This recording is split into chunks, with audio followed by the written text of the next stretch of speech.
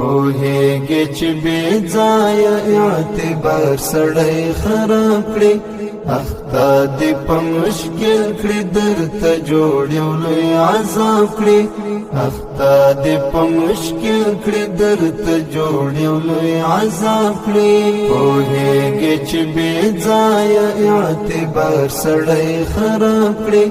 اخته دې په مشکل کړي درته جوړ یو لوی عذاب کړي اخته دې په مشکل کړي درته جوړ یو لوی عذاب کړي